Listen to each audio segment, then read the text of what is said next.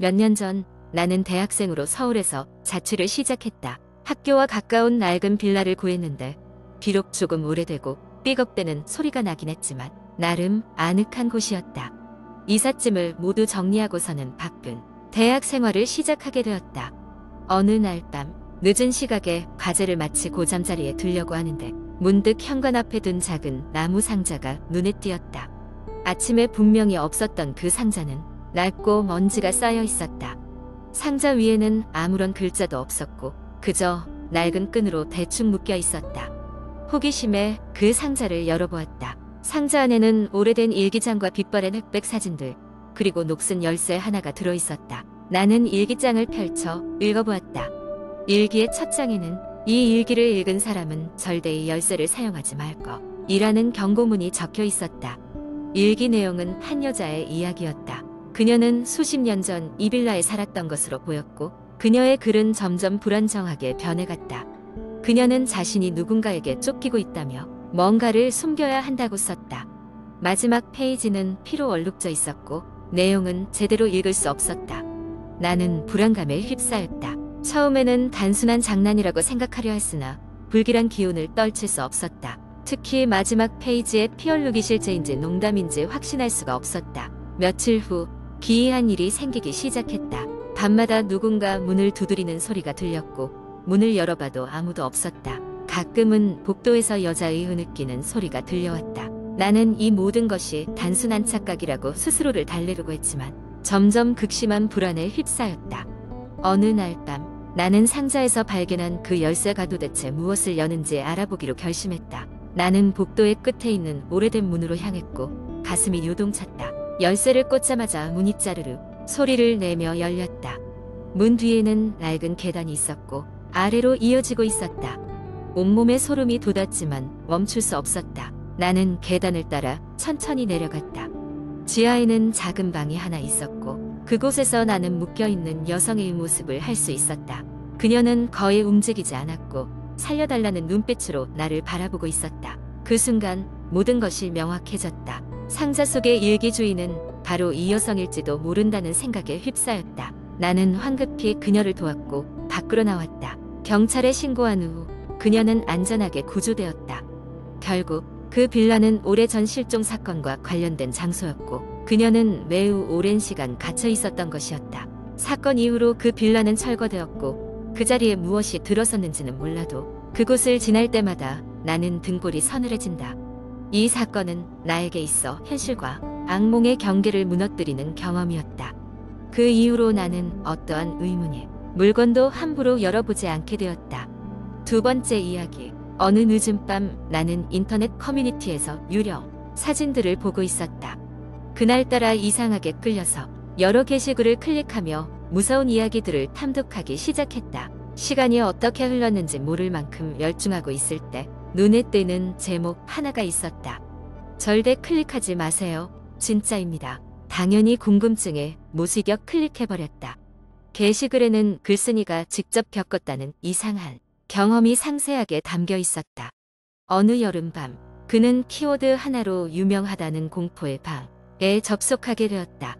방에 접속했을 때부터 공기는 묘하게 달랐다. 음산한 느낌의 배경음악과 화면에 떠오르는 의미를 알 수 없는 문양들, 채팅창에 가득한 이상한 언어들이 분위기를 압도했다. 그 가운데 유독 눈에 띄는 것이 있었는데 바로 한 사용자였다. 아이디는 이훈우즈였다.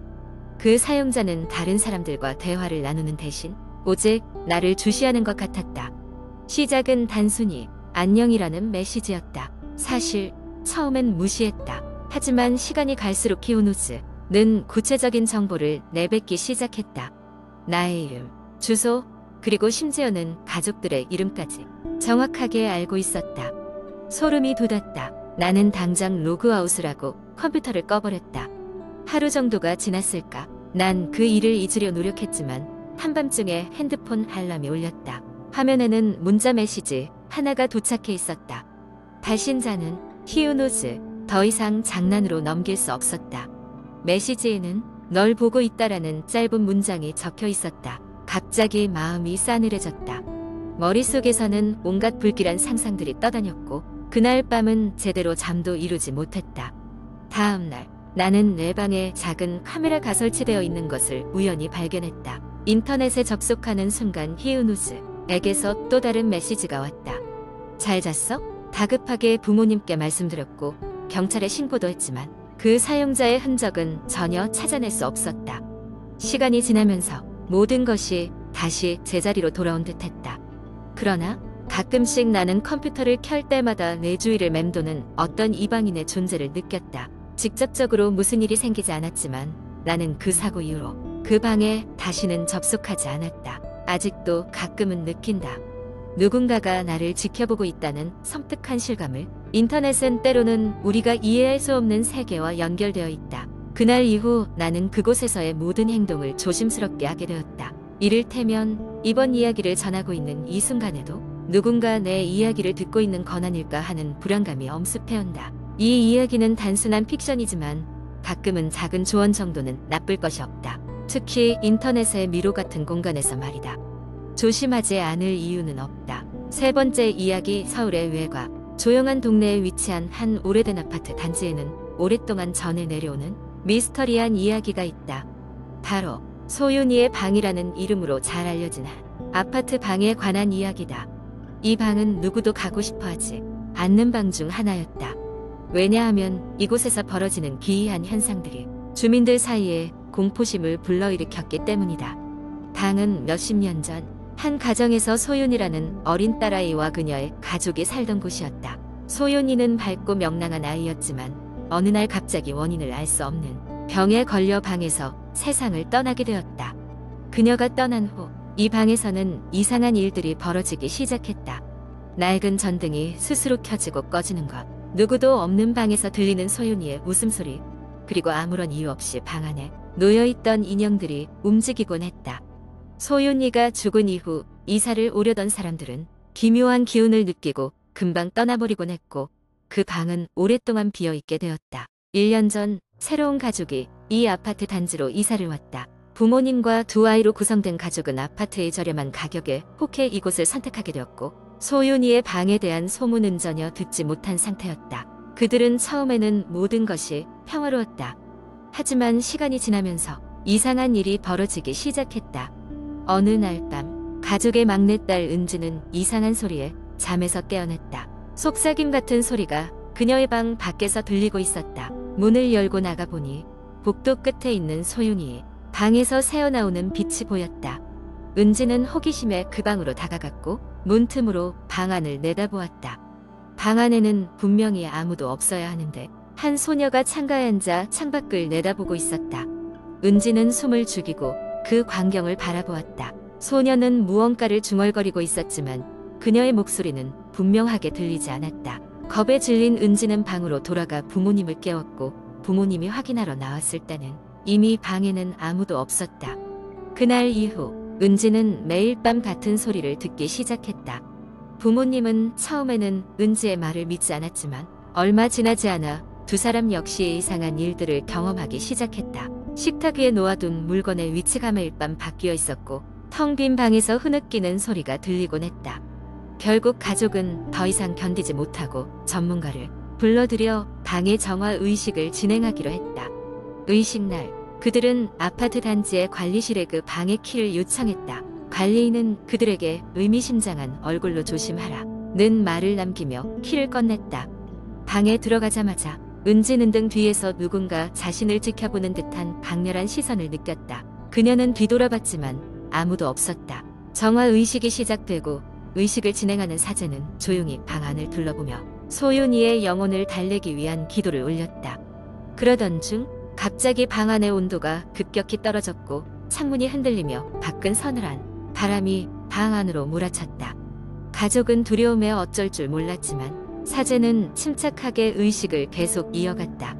몇 시간이 흐르고 의식은 끝이 났다. 방 안은 다시 조용해졌고 이상한 기운도 사라진 듯했다. 가족은 놀란 가슴을 진정시키며 방을 나섰다. 그 후로는 더 이상 소리나 이상한 현상은 발생하지 않았다. 가족은 그 방을 철저히 봉인하고 아파트 단지에서 벗어나 새로운 곳으로 이사를 결정했다. 그 방은 다시 문이 잠겼고 아무도 들어가지 않게 되었다. 하지만 단지 주민들은 여전히 가끔 밤이 되면 소윤이의 웃음소리가 들려오곤 한다고 이야기하곤 한다. 그렇게 소윤이의 방은 여전히 전설로 남아 사람들 사이에 회자되고 있다. 네 번째 이야기. 한국 인터넷에서 흔히 볼 수 있는 공포 이야기는 주로 귀신, 미스테리, 설명할 수 없는 사건들을 중심으로 전개됩니다. 이러한 이야기는 읽는 이로 하여금 두려움과 긴장감을 느끼게 하며 밤에 혼자 있을 때 특히 무섭게 다가올 수 있습니다. 어느 해 여름, 무더운 날씨가 계속되던 8월의 어느 날, 나는 친구들과 함께 산속에 위치한 작은 펜션으로 여행을 떠났다. 그곳은 도심에서 멀리 떨어져 있어 우리는 시원한 공기와 자연을 만끽할 수 있을 것이라 기대했다. 그러나 그곳에 도착하자마자 친구 영수가 이상한 소리를 들었다고 말했다. 무슨 소리였는데? 라고 내가 묻자 영수는 잠시 망설이다가 입을 열었다. 아까 우리가 집에 도착했을 때 누군가가 우리를 몰래 지켜보는 것 같은 느낌이 들었어. 근데 그게 그냥 나무가 바람에 흔들리는 소리일 수도 있지. 내가 너무 예민하게 느낀 걸 수도 있고. 그 이야기를 듣고 조금 섬뜩했지만 우리는 그저 웃어넘기기로 했다. 다 같이 저녁을 준비하고 식사를 마친 후 우리는 본격적으로 이야기를 나누기 시작했다. 주변은 점점 어두워지고 우리는 촛불을 켜며 오싹한 이야기를 늘어놓았다. 그때 갑자기 밖에서 이상한 소리가 들려왔다. 마치 누군가 집 주변을 돌며 뭔가를 두드리는 것 같은 소리였다. 친구 중 한 명이 용기를 내어 밖을 확인하러 나갔는데 아무것도 없었다고 했다. 그러나 이상하게도 그가 안으로 들어오는 순간 모든 문이 쾅 소리를 내며 닫혔다. 우리는 깜짝 놀라 서로를 쳐다보며 어떻게 해야 할지 몰랐다. 영수는 주머니에서 손전등을 꺼내더니 우리에게 집안을 한번 돌아보자고 제안했다. 우리는 각자 손전등 하나씩을 들고 집 안을 조사하기 시작했다. 이상한 점은 집안 곳곳에 물이 흥건하게 고여 있었다는 것이다. 바로 몇 시간 전까지도 분명히 깨끗했던 바닥이 어떻게 이렇게 변했는지 이해할 수 없었다. 그리고 갑자기 한 친구가 욕실 쪽에서 의문의 발자국 소리를 들었다고 하며 우리를 불렀다.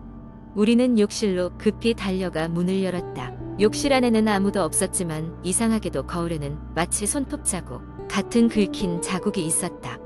그 자국은 문자가 되기 시작했고 결국 여기 있으면 안 돼 라는 글자가 형성되었다.